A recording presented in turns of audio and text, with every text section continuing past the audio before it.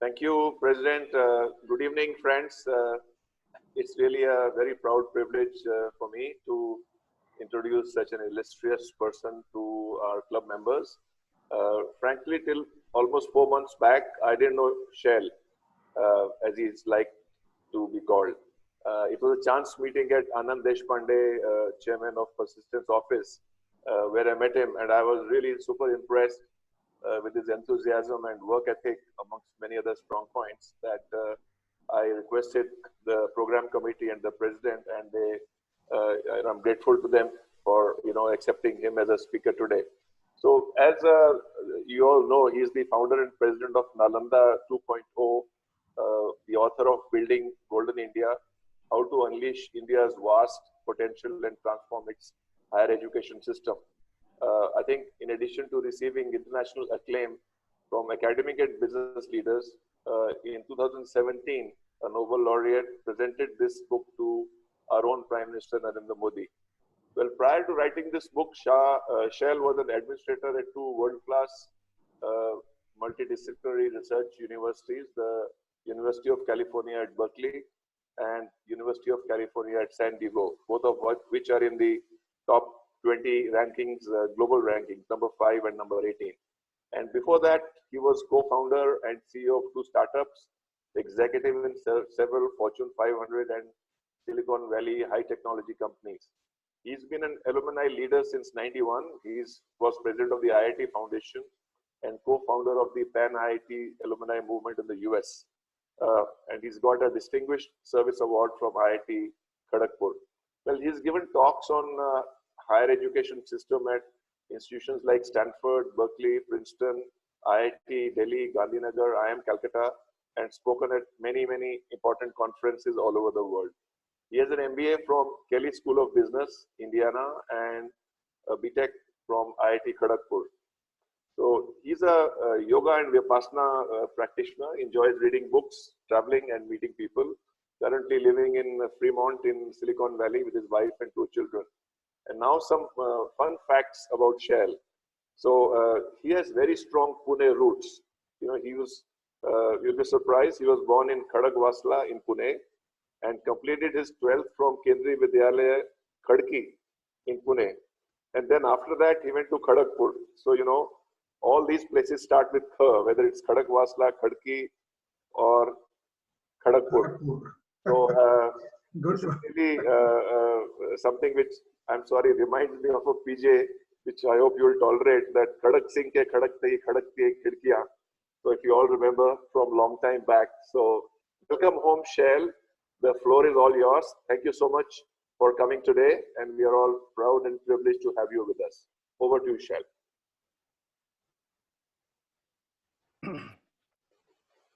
Thanks, Raman, for the wonderful introduction. I love the PJ.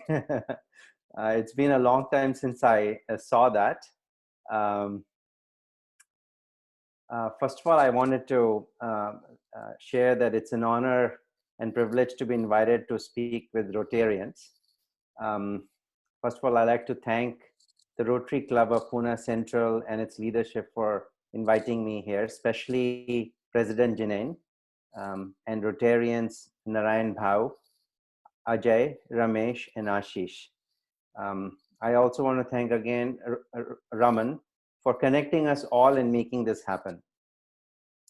A special good evening to all of you, and Eid Mubarak to all of you as well, and happy birthday to and happy anniversary to everybody who is celebrating their milestones this month. Now, COVID-19 is impacting lives and livelihoods around the world, and as well as in India. I hope that you and family and colleagues and friends are all keeping safe and healthy.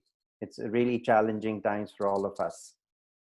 I am especially really excited to see all of you who have joined on a Saturday evening to learn more about what I'm going to talk about. And the topic, as it says, is building Stanford of the East in India. I'm really, in a world that was not overwhelmed by COVID-19 yet, I was actually supposed to speak with all of you on March 28th. In fact, I was supposed to fly out of US on March 12th, but due to the risk associated with international travel at that time, I canceled the trip. And I'm glad because India went on its first lockdown, the 1.0 on March 24th.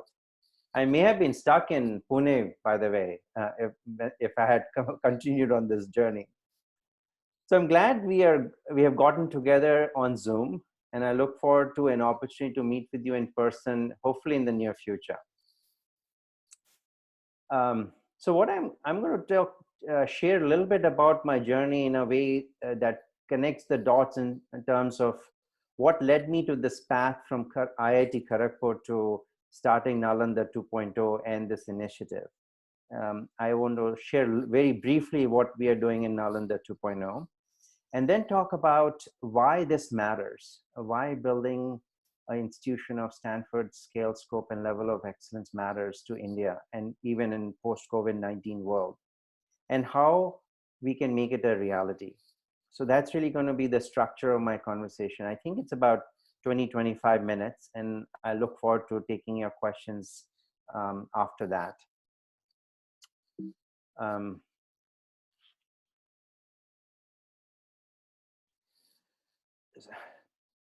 So one thing, Raman has pretty much shared the full journey in terms of the big highlights. I think one thing I want to just share here is that my experiences at IIT Kharagpur were instrumental in this journey and unusual path that I have taken from 1987 to now.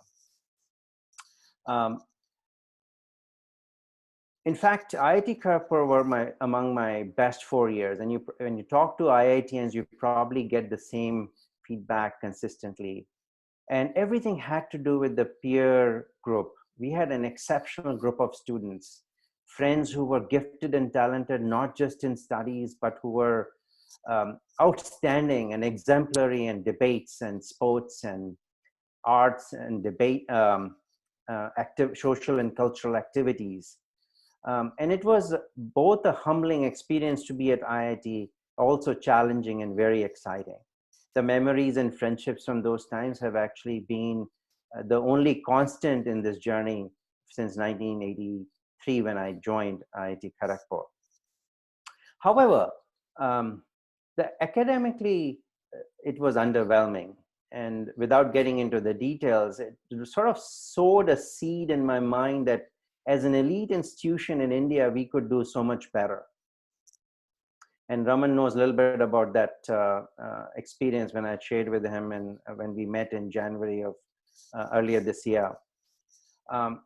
So soon after I joined my first company, which was FMC Corporation, it's a Fortune 500 company at that time in Silicon Valley, I dived into volunteering for IIT Kharagpur Alumni Network.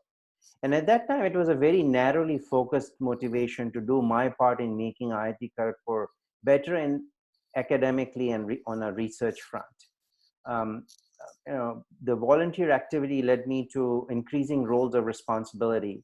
I was invited to join the IIT Foundation board. Soon I became the vice president and ultimately the president of IIT Foundation.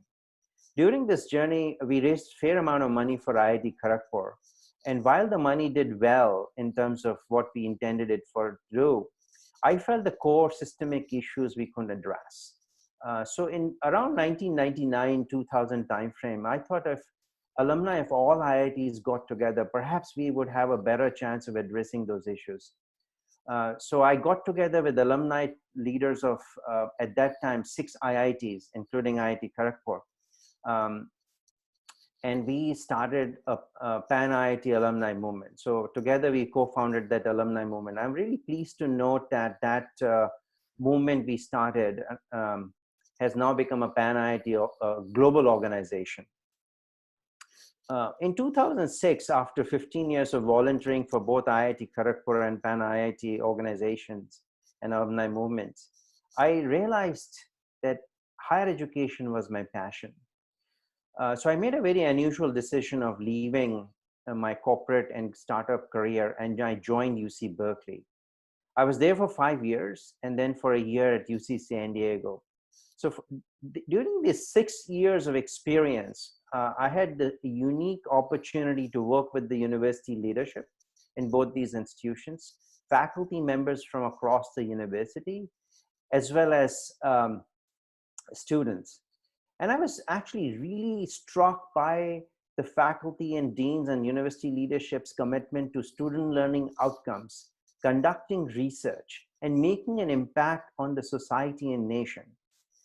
And I asked a simple question: how come India, where we really believe education is a platform for our growth, professional and personal growth, and we have gods and goddesses for knowledge and education, how come we don't have institutions of this caliber in India? So soon after I left UC San Diego, I decided to merge my two passions of both higher education and my love for India. And I wrote a book called Building Golden India, and Raman has shared briefly about it, as a way to sort of do something about that question I had asked myself. The book was published in 2015, and as Raman mentioned, I started Nalanda 2.0 shortly thereafter. A few things that I would like to add on the book. By the way, there is a now at the end of this subtitle, by the way. And there was a reason I felt now was an important piece to the topic, my title, because there is an urgency to this issue. We have about 20-25 million kids born each year. And given the state of India's higher education system and education system, I felt it was really important to make transformation happen soon. I was really again humbled and privileged to have Desh Deshpande, who is a fellow IITian and a life member of Massachusetts Institute of Technology in Boston, who wrote the foreword for my book. And this book is in fact the foundation of Nalanda 2.0. Very briefly, we are driven, the mission, it's a nonprofit organization based out of US, and we are driven to make an impact at scale and with a sense of urgency. There are three pillars on which we are working on. One is building a world-class multidisciplinary research university, a first of its kind in India, advising governments with evidence-based policy recommendations, and educating stakeholders on the importance and urgency of the mission. In today's talk, I'll be focusing on the number one pillar, which is building Stanford of the East. Now, why Stanford? I mean, there are so many great institutions around the world, not just because it's right in the Silicon Valley where I have spent my last 25 plus years, but it's a world-class university, which is a remarkable case study and success story. It was founded in 1885, and among other things, has survived the 1918 flu pandemic, in which 50 to 100 million people died. Post-World War II, its rise to preeminence has been spectacular. It is now consistently ranked in the top 5 of global rankings. In 2019, it was ranked number 2. It has 2,200 faculty across 7 schools. This includes the School of Medicine. And it has hundreds, in fact, a very large number of award-winning faculty members, including 17 Nobel laureates. And its students, there are 16,000 students across undergraduates, masters, and PhD programs. It is an engine for research, education, innovation, and economic growth. The numbers are simply astounding for one university. Since 1930s, 40,000 startups have come out of Stanford. These are startups that have been started by its faculty, alumni, and students. These startups have created 5.4 million jobs since 1930s. And in 2013-2014 timeframe, those that did exist and grew since then have generated $2.7 trillion in annual revenues. The impact of Stanford has been so profound that in fact, Fred Terman, who was the former provost and dean of Stanford, is considered to be the father of Silicon Valley. In fact, there's a chapter and case study in my book on Stanford. For those who are interested in learning more, it's a remarkable story. Just across the bay from Stanford, we have University of California, Berkeley, where I worked for 5 years. It's also an engine of research, education, innovation, and economic growth. In this slide, I'm just sharing the amazing impact the faculty members at Berkeley have made just in the field of health. And I chose this obviously because of COVID-19, that there's so much focus on health. It's a remarkable list of impact, and I won't repeat every single item, but vitamin E and K were discovered there. Nuclear medicine was actually created in Berkeley. One of the most game-changing discoveries is the last one, which is the discovery of CRISPR gene editing, which is expected to have a profound impact in our ability to tackle diseases and problems that we are facing. And by the way, this list is just the impact the faculty members are making in the field of health. And these are just a few examples. What's remarkable about universities like Berkeley and Stanford, that they are making impact across disciplines and across decades and centuries. It's a remarkable impact that these universities are making. And these universities have jumped very strongly into the COVID-19 pandemic as well. As you all know, that COVID-19 was announced by China to the World Health Organization on December 31st, 2019. On January 22nd, within 3 weeks of that announcement, Johns Hopkins University publicly shared its real-time web dashboard on COVID-19. Now, why is that important, and why is that so an example worth sharing? First, the speed at which the reaction, the response happened. That was very, very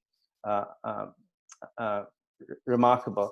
The second one was that when pandemic happens, there's a related infodemic, which is essentially false information, spams, quacks, fear mongering. So having a dashboard, a database which is trusted and accurate, in fact, is the first step towards combating not just the pandemic, but also infodemic. Universities around the world, especially these world-class research, multidisciplinary research universities, have really galvanized themselves in tackling issues across all spectrums of the response, from policy to tracking to vaccine development and trials, etc. In fact, University of Oxford's vaccine group is amongst one of the most promising initiatives on COVID-19 vaccine development. And these universities have been able to provide such a strong response and impact as a function of a couple of things. Clearly, they have the incredible expertise from multiple disciplines, not just health, but public policy and computer science and artificial intelligence, virology, environmental engineering, etc. So they bring incredible multidisciplinary expertise. They have the human and financial and research capabilities to direct towards such a crisis. But equally importantly, they bring passion and desire to make an impact on the society and the global humanity, and have pre-existing very strong global networks for collaborations. By the way, this concept of world-class institutions is not a new concept. In fact, we can say that India had some of the earliest, in fact, the earliest institutions of higher learning. Nalanda of ancient India was, in fact, a very large-scale university, 1,500 to 2,000 faculty members. It had 3,000 to 10,000 students, and over 1,000 years of impact. So everything that I've shared with you about Stanford or Berkeley or reference to Oxford, in fact, India had universities of this sort of caliber and structure and scope well before any Western universities such as Bologna and Oxford that came hundreds of years after Nalanda University. So this is not just a Western concept. In fact, we can take pride on the fact that we had such an institution. And what's interesting is there's a lot of commonalities amongst these universities across ages and across institutions. Just to name a few, this is not an exhaustive list of similarities. The scale is large, the scale matters. And all these institutions have large scale impact.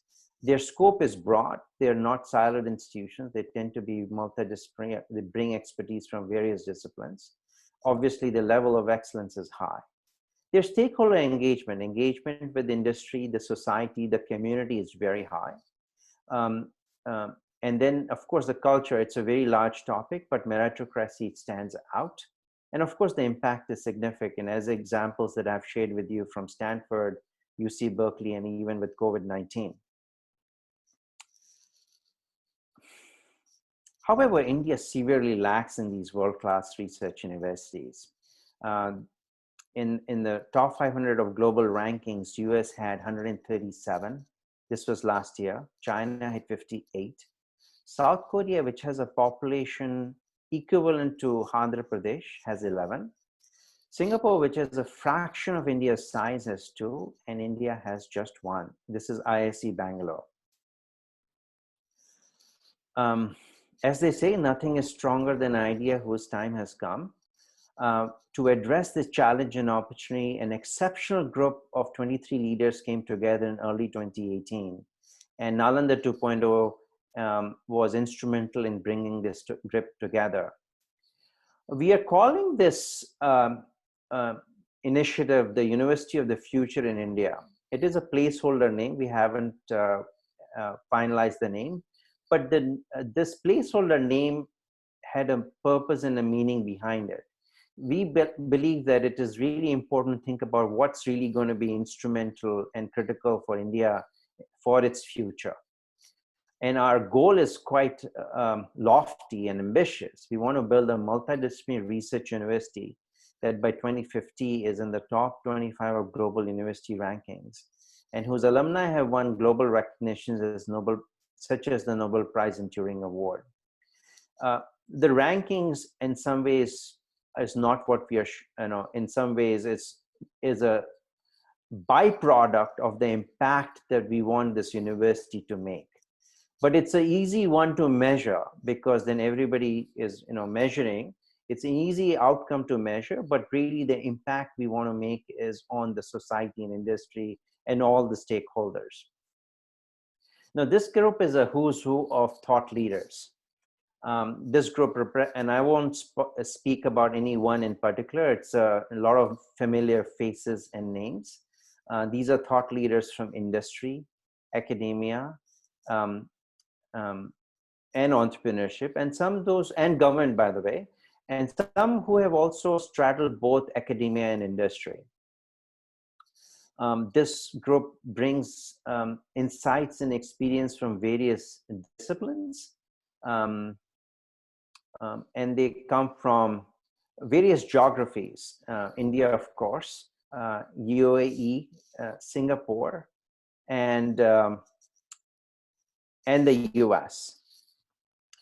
Some of the global advisory board members have started companies. Some of them have also started universities. Some of them have won some of the highest honors in their respective fields. So as you can see, it's an amazing group of about 23 thought leaders from around the 4 nations I talked about. So it was a privilege having this group together, and we all came together based on that vision that I described of creating a world-class multidisciplinary research university. So we spent 1 year developing the master plan to build UFI. We obviously went into first principles, what makes universities great, but we also looked at what can we learn from universities around the world, and including those that have been started in India. What are the challenges facing India? What are the gaps with that facing in industry? What's the future of work and skills looks like? So and so forth. And we essentially came up with the plan on how to build it, what are the important elements, etc. And now we are in the execution phase. After finishing the master plan in 2018, in 2019, we started engaging thought leaders, influencers, and philanthropists in India, of course, but also in Singapore, UAE, United Kingdom, as well as in the US. So that's where we are right now. As they say, a journey of 1,000 miles must begin with a single step. So we had a number of options of how to start the university. And we decided that we will start by launching the Global Institute for Artificial Intelligence, an interdisciplinary institute for research, education, innovation, and entrepreneurship, and make it one of the largest and preeminent such institutes for AI in the world within 5 years.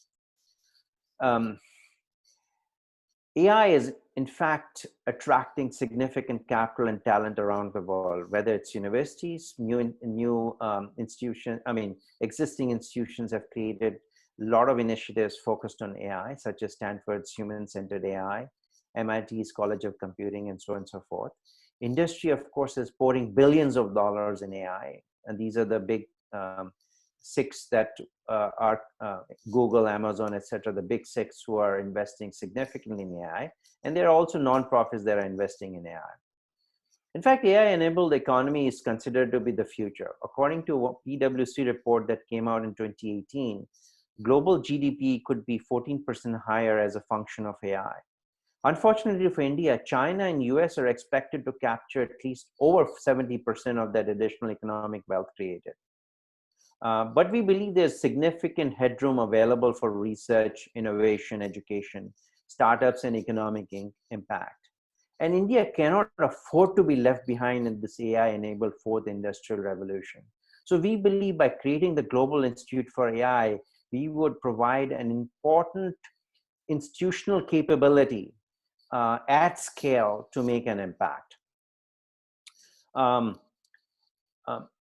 There are certain core design principles around which we are going to create the university. And when I say create the university, since we are starting with the Global Institute for AI within that, the same core design principles will be relevant. And that's how we're going to start. And I mentioned to you a few slides earlier that we went back to first principles in developing the master plan. And what really makes a university great is its faculty members. It's about how do you attract the best and the brightest minds from around the world to be faculty members at such a university. We want to obviously create a like-minded, like-valued community, provide enabling ecosystem, offer market-based compensation, and find an attractive location for faculty and their families. The second, and there, except for the first core design principle, rest are not in any particular order, but essentially build steeples of excellence in an accelerated manner. Unlike most universities in India, we want to start with the PhD program first. We believe the DNA and the culture of the university will start from the design phase itself and will continue operationally from the very first moment the first faculty is hired and the first program is initiated. And we felt that starting with PhD will allow us to really create a culture that values and advances research, innovation, startup, and education mindset. Obviously, first steeple of excellence is around AI, and then we'll sort of expand beyond that.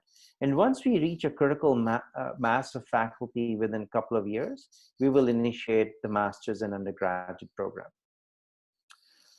Developing unique expertise on India is a really important design principle. We believe there is so much that India offers, and whether it's languages and linguistics or arts and culture, religion. And we have tremendous strengths and history of mathematical and scientific thinking, philosophy, trades, and history. We believe that's a really important value as well as differentiation for a university such as ours.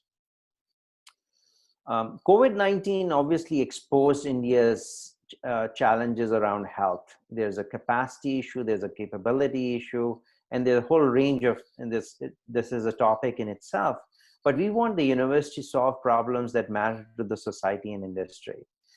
Beyond health, there's challenges like water, food, etc., that are impacting 100 million people or more. There's a tremendous number of challenges that India is facing. So we want the university to be engaged with addressing these problems at scale and in a timely manner. Obviously, as a university, providing unique value to students really matter. And just because I have been focusing on research, innovation, and startups, I'm assuming that education continues to be a really important value proposition of any university. And the breadth and depth of learning is really important. So is the 21st century skills and experience, and the pedagogy that really enables students to be future ready, both in terms of solving problems that matter to the society and industry, and also learning skills that are going to be relevant no matter how much AI and automation gets embedded into our society and systems. As a function of the traction we received when we were engaging philanthropists and influencers and leaders in India and around the world, it became clear that there's tremendous support and interest in making such a university happen. So last year, in the second half of last year, we established a campaign committee to raise funding for the university. Now, this group includes members, some of the members from the Global Advisory Board, if you may recall. And we also invited some additional leaders. And in reference to Raman's earlier introductory comment, Anand Deshpande, who is a friend and fellow IITian and founder and chairman of Persistent System, is on the campaign committee. It is actually thanks to him that Raman and I got introduced, and we are here today. Right.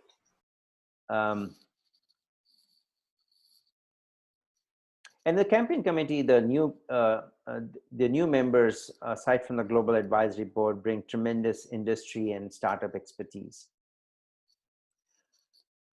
We believe, so this is a pre-COVID-19 slide, and I decided to keep it just to give you a point of reference. We were on the cusp of launching the university pre-COVID-19. We felt we were on track to get early execution started, actually starting next month. So clearly, we were in the final stages of selecting the city, acquiring land, and raising the necessary funding. As a function of COVID-19, we are actually actively sort of assessing what are the unique opportunities and challenges that COVID-19 is posing, and refining the plans to be more in alignment with the post-COVID-19 world that we see coming. We are hoping that given all the work we had done in the past, we can still make, with a slight delay, we can still make a lot of these plans come alive. UFI, this university is a unique opportunity for philanthropists to make a game-changing impact and leave a legacy. The names that you see are associated with the top universities like Stanford, Harvard, Yale, Carnegie Mellon, and University of Chicago. For India, Jamsetji Tata was the founder, along with Maharaja of Mysore in IISc Bangalore, and his legacy continues, of course, in a lot of other things. But clearly, IISc Bangalore is the only institution that still ranks as among the top 500 of global ranking. We have unique one-time naming opportunities, such as the Global Institute for AI, and the opportunity to join the Board of Trustees and help shape the university and the Global Institute for AI. It's not a surprise that US has 137 universities in top 500 of global rankings. There's tremendous generosity and philanthropic commitment of its business leaders to its universities. These are just two recent examples. Steve Schwarzman, who is in the financial industry, gave $350 million to establish the College of Computing at MIT. Michael Bloomberg, who recently ran for the Democratic presidential primaries, well before that, gave $1.8 billion to Johns Hopkins University. I think if I recall the numbers correctly, his lifetime giving to Johns Hopkins is north of $3 billion. So philanthropy matters. And I think for a variety of reasons, including some first principle thinking, we want UFI to be a private nonprofit university like Stanford and like MIT. So philanthropy is going to be a really big portion in making this happen. I want to end with two slides, and I want to share, in addition to incredible group of global advisory board members and campaign committee members, we have a young group of volunteers at Nalanda 2.0 who are really excited about building the university of the future in India. And this particular slide, the names that you see are people who all got their BTechs from IITs and have received their PhDs from the top institutions in the US, such as Stanford, Berkeley, UT Austin, and University of Minnesota. They are contributing their time, energy, passion, and doing a lot of the background work that's necessary to think through all the important factors in building such a university. And I want to end with an acknowledgement of all those in my Nalanda 2.0 organization, the volunteers who have contributed time and their intellectual horsepower to think through some of the important issues. And these are all, again, young folks who believe in this vision, in this mission, and this initiative. So with that, I want to thank you all for bearing with me, listening to this, listening to my journey, listening to about why building Stanford of the East matters, and how we in Nalanda 2.0 are really, really close to bringing this vision to reality in India soon. And so thanks again to the Rotary Club of Pune Central, the leadership team, and Raman for making this happen. And I look forward to your questions and discussions in the next whatever time is left. Thank you.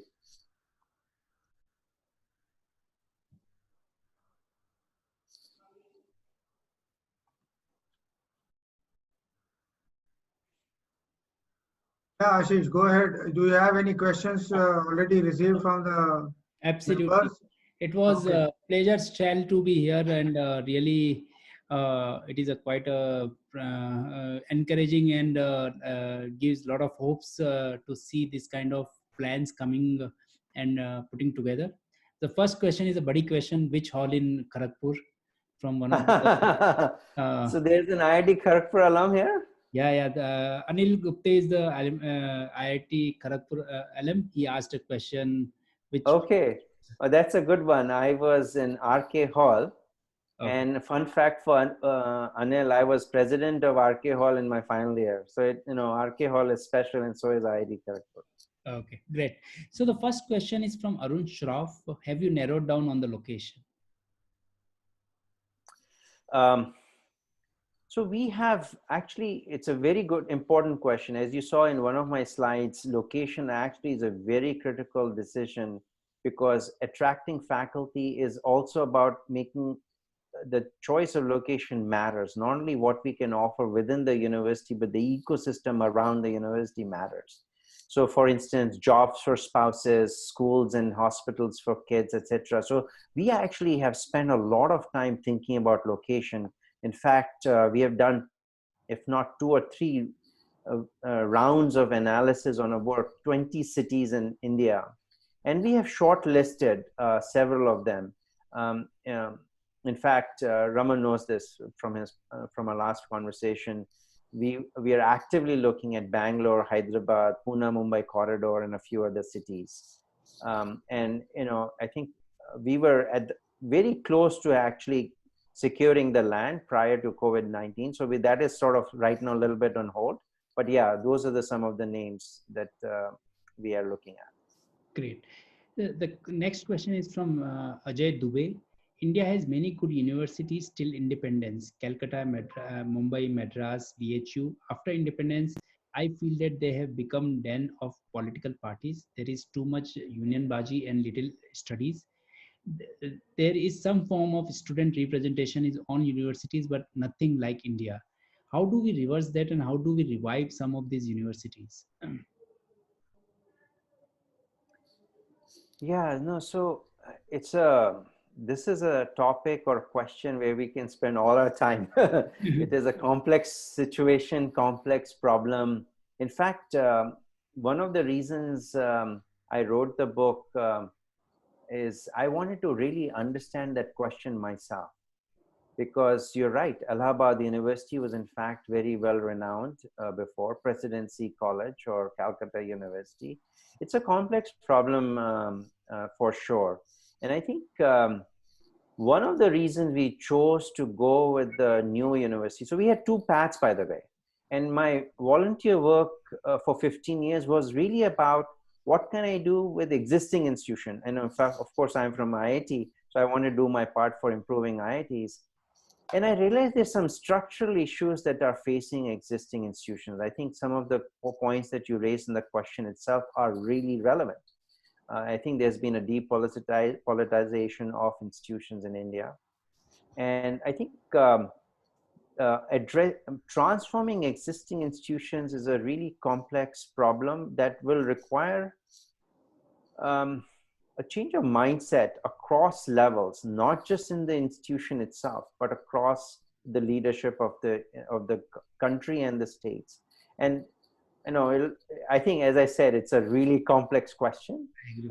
Probably that's the best I can say in this short time we have. And I think if the person's interested, they can read my book. I do offer some solutions. Again, that's a long question to answer. Sure. Shail, this is Ajay. If Ajay can come in, we have something. I am an IIT and myself, and my daughter completed her biology undergrad from Berkeley. She's doing a PhD in University of Maryland right now. So I've looked at US universities quite closely. I have lots of other similar points. I will read your book, but can we do this offline? Can I connect with you and discuss over email? Ajay, it's possible. Ajay, short answer, it's possible. No issues. Okay, great. No, I also shared my email. That's why I shared my email on this last slide. I'm happy to. I mean, fair enough. And I can share it with Raman and. I will circulate, Shail, no issues, because okay. It's a really very interesting subject for many of us. Over back to Ashish. So the next question is: have you researched success prerequisites for universities venture? Is there a correlation with per capita GDP? Per capita GDP.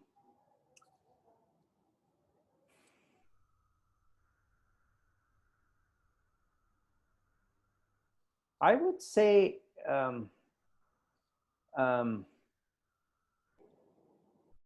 I think it's the other way around. I think creating institutions, and this is, I'm biased. I really believe higher education system is a nerve center for any society and nation. And I feel what the nation does with higher education actually can have a huge impact on the GDP per capita.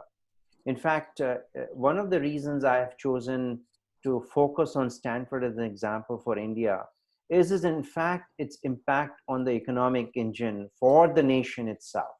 Because when you think of universities, typically one thinks very narrowly in terms of just educational and credentialing. But when I view higher education institutions and universities, I think of them not just as education, but as engines and powerhouses of research, innovation, startups, and economic growth. And if you think about that, I think it's the reverse. I would say that if a country focuses on higher education, it can in fact improve its GDP per capita because of the multiplier effect that comes with having institutions of this caliber. Fair. I think it's a causation. I think create such institution, it'll cause GDP per capita to grow because of all the implications of a university of that nature. The first part of the question was also about what are the prerequisites? Have you researched anything? What is the prerequisites for a successful university venture? Absolutely. No, absolutely. Of course. And in fact, in my book, and I didn't mention this, not only it was influenced by my personal journey and experiences, but I spent almost 2 years, Ashish, researching this particular topic, not just reading all the reports that are coming out of India, such as the Dr. Kakotkar committee report, the National Knowledge Commission report, the Yashpal Singh report, but also talking to over 100 stakeholders in US, India, and around the world, including faculty members, university leaders, and so on and so forth. In fact, there are case studies in my book that talk about lessons that we can learn, or as the question was asking, prerequisites for the success of such a university. Absolutely. And in fact, not only, so UFI, the university that we are building, not only benefits from the learning that I have personally researched, but again, the 23 people we have on the Global Advisory Board, they themselves bring unique expertise from their experiences from leading universities. In fact, two of our Global Advisory members, Professor Paul Raj and Krishna Saraswat, are from Stanford. Pramod Khargonkar, an IITian, he's a Vice Chancellor of Research at UC Irvine. Panch, Professor Panch, he's an Executive Vice President at Arizona State University. He was recently nominated to be the National Science Foundation Director. Very significant. So we are actually benefiting immensely from the depth and breadth of experience and wisdom from variety of folks. So we have what you're seeing in very, very brief terms in my presentation and my book is a reflection of all the collective wisdom. So we have really delved into what makes a university successful. Sure. Yeah, I have a question. Can I ask, please? Yes, Dr. Bhatia, please go ahead. Yes. Education is also, sorry to say, a great business. Will it be affordable for students coming from middle class, upper middle class? Because majority of them who go for higher studies is from this class of people.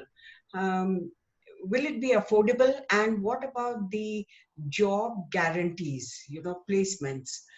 Because end of the day, they are interested in earning their livelihood. So will this also factor will be taken into account? It should not be like it's a white elephant, and only the elites can be educated and not the majority of the students. This is my concern. Thank you. No, it's a great question. So when we thought about university or building this university, we had a couple of motivations to build, as the topic of the talk suggested, Stanford of the East. By the way, when I say Stanford of the East, it's not actually mimicking what Stanford is doing. It's really creating first principles basis, a university of the future in India. And you have a number of questions on that. So one is the jobs and livelihoods expectations of students. So one of the reasons we have chosen to go with building the Global Institute for AI first, and once we establish the Global Institute for AI, again, about 100 faculty, thousands of students, then we'll sort of add centers and expand the disciplines to make it a comprehensive research university like we have been talking about. And it was important for us to make an impact for all stakeholders. And when I say stakeholders, it's students, it's parents, it's industry, society, and the nation, and governments, right? So it's on the entire spectrum. And what students care, and Mrs. Bhatia, your question was, students do care about jobs. Universities can't guarantee, but they can prepare. And I think choosing AI was a very important piece of that thinking, because AI, as I said, it's a wave that's going to really change our future, right? AI and automation-led economy is going to really disrupt what's happening in the economic systems of the world. And therefore, focusing on AI allows us to make it really attractive for students to then be placed in the appropriate whatever hiring organizations. That was, I think, question one. And we'll continue to obviously focus on programs that add value to all stakeholders. The second piece was affordability. And I think actually related to that was a business. And it's very unfortunate, and and it's again in my book, I delve into this, unfortunate that it under, a lot of non-profit institutions have actually using it as a business. It's very, very unfortunate. However, if you remember what I said, we are going to be a PhD program first. We'll start with the PhD programs and quickly open up master's and undergraduate program. And research requires a lot of money. And so if you look at universities like Stanford or MIT or any of the top research universities that are private in nature, they have to raise a lot of money from philanthropists. We have to raise a lot of research funding from governments. But I think there is a very strong, in our financial model that we have developed, that we expect to make the pricing to be, it can't be as cheap as, let's say, the public institutions in India, but we don't want it to be as expensive as some of the current newer private universities are. So, and of course, we want to keep a strong component of scholarship. So a long answer to a short question, yes, we want to make it affordable for the students in India. Sorry to interrupt just now. I have to ask for an extension of our meeting by another 10 minutes. Is that okay? Yes. Okay. Yeah. Okay. I have questions which can last for half an hour, but yeah, let's keep. So the next question is, this is from Rajiv Narvekar. He works with Tatas. How will you think of working with Indian industries to solve problem of India? Most of the PhDs in India try and address to solve the problems of North America or Western Europe. And I think a part of the question you answered also, the similar question is from Rakesh, saying that ISP, not taking away any credit from ISPs, but I think they could not reach to their aspirational level when they started and what they've achieved, because most of the original faculty chose to remain visiting faculty and did not make India their permanent base. So these are the two questions, little related, but how you think of putting India in between this entire equation? No, so I think this is a really important question. And if you look at, if you think about my presentation, first of all, the name itself, right? University of the Future in India. And if you think about one of the core design principles is developing expertise on India related matters and solving problems that matter to the society and the industry in India. In fact, that's part of our entire thinking. How do you make this happen? And that's one of the reasons, Ashish, why we chose to go with PhD programs first. So it sort of addresses the ISB point as well. By starting with PhD first, we are actually saying we want faculty to commit. Research cannot happen, well, some of the research can happen remotely. In fact, the work from home has proven a lot of things can happen remotely, but we want research to happen on the ground. That requires the faculty to make commitments. So we are actually, our whole financial model is based on the premise that we will attract faculty on a permanent basis. Now, teaching you can do by visiting faculty, which is what ISB model has proven, but research you cannot do with visiting faculty. And we want, so therefore, by going doctoral program first, we are actually trying to address multiple important pieces of the university. In fact, we have started engaging a lot of the industry leaders to identify the problem the industry is facing. So that's going to be the DNA of the university, Ashish.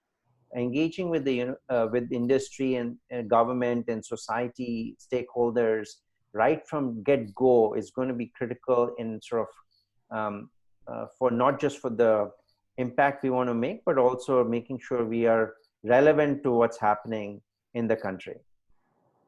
Sure. The next is, do you plan to work with the existing setups, let's say DRDO, CSIR expertise, their knowledge, their skill pool, because many of these organizations do work on advanced scientific things. What are your plans on that? And there is a similar question around yeah, so that's the point. And similarly, like, do you have any plans like looking at current standards of medical and paramedical research, which has unlimited scopes? Is the AI right subject for India at this point in time to choose there? Is it the most relevant piece, or is it medical could be there's a question. Yeah, no, so maybe in the reverse order, because you just, I remember AI and health has incredible opportunities. In fact, there is a possibility that we will actually start with a few centers like AI and health, because AI and health, in fact, personalized medicine, precision medicine, things like e-health, and augmenting the doctors. In fact, one of the things that COVID-19 has really brought to bear in India, and perhaps around the world in a lot of countries, is the capacity of doctors and the capacity of existing institutions to tackle problems at scale.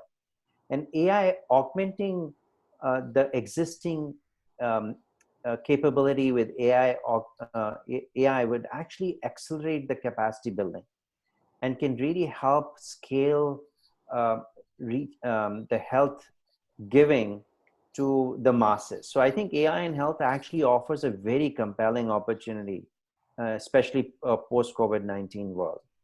The other question was about collaborations. I think, absolutely, I think collaborations with research institutions, existing universities is going to be really important. I think my experience at UC Berkeley and UC San Diego, and in fact, everybody who's on our global advisory board, what makes universities what they are, or Johns Hopkins is a great example, Stanford is a great example, Berkeley is a great example, that the faculty members are engaged with their counterparts in many of these institutions.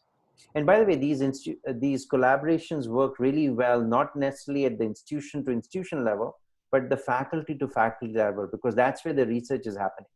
So we expect to have meaningful collaboration at the faculty level across, and it'll be mostly faculty driven, but we will enable, the university will enable and such collaborations. Sure.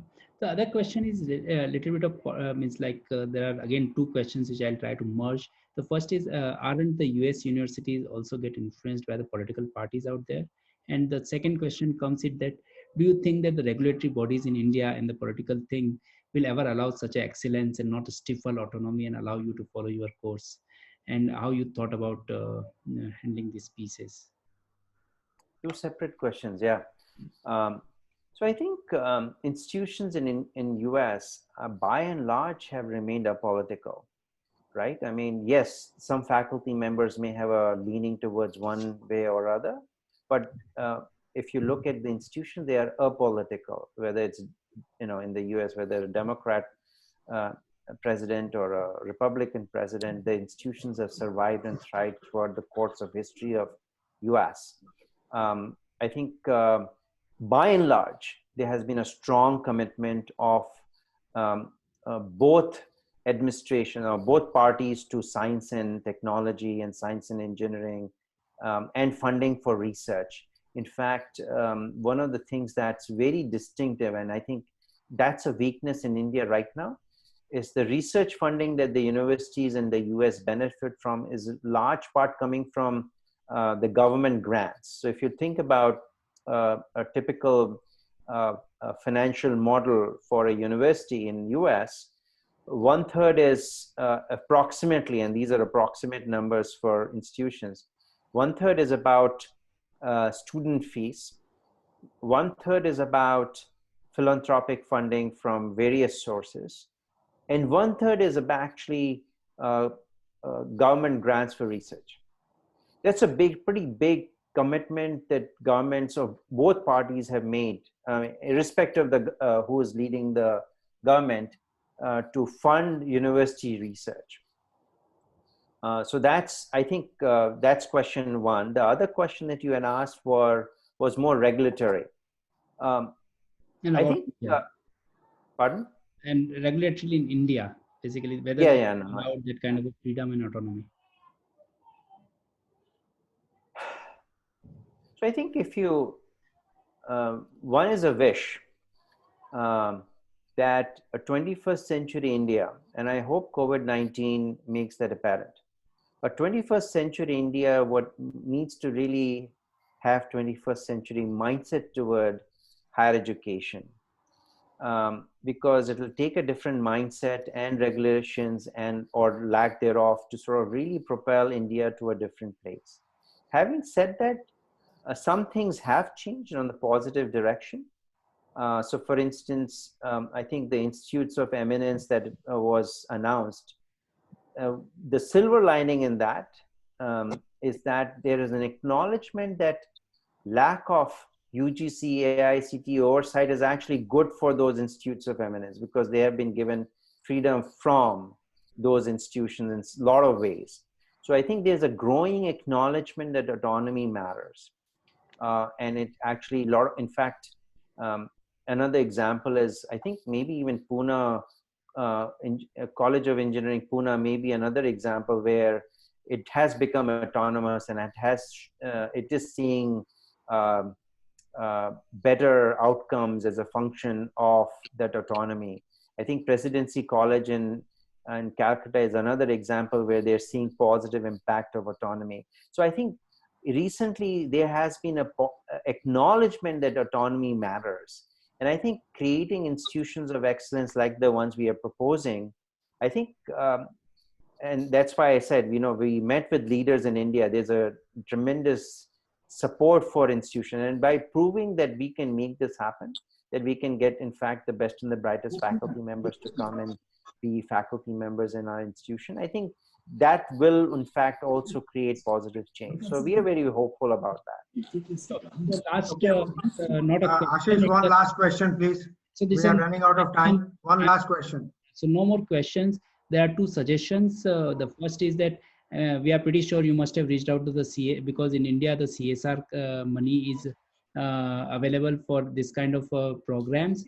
And there are quite passionate people out there, including Wipro's founder, So I'm pretty sure you must be looking at these. The second suggestion is from Pradeep Dharane. He is an AI hardware design.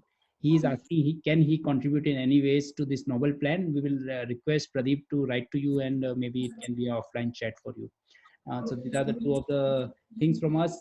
Thank you very much, Shail, for your time, and it was wonderful. It was wonderful. Ashish, this is Rotarian Shashi. Sure. Yes. Can I share some information with Shail? Sure. I think the time is getting over. We are already run 15 minutes 10 seconds, more. 10 seconds, just 10 seconds. Okay, take it.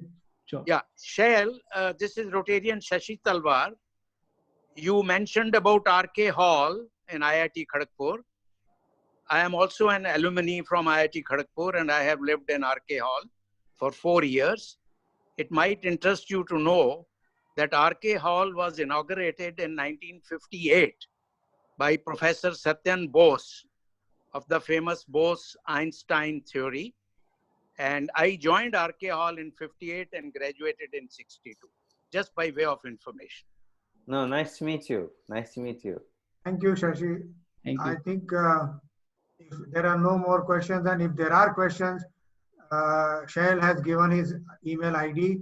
I think we as a Rotarian interested in getting further information on this subject, please write to him. Please get in touch with him. I'm sure he is looking forward to answering your questions and working with some of you interested in helping him in establishing this kind of a Stanford in the East, and we're glad to see it materializes as soon as possible. So thank you, Shailesh, again from our Rotary Club of Pune Central. We thank you. We thank Raman Nanda, who has taken pains and get on board to address this today's meeting. So with this, I thank once again all my members to join and ask questions. Thank you and good night and take care. And we might hope that the location is Pune. And with that, not Khadagwasla. And yeah, thank you very much. It's a wonderful talk, Thank you, wonderful Shail. initiative, Shail. Thank you. Thank you so much. Thank you. Thank you again. Meeting is adjourned. Thank you. You can take one, try to talk to you if you require. I've unmuted everybody. Thank you so much. Bye. Bye.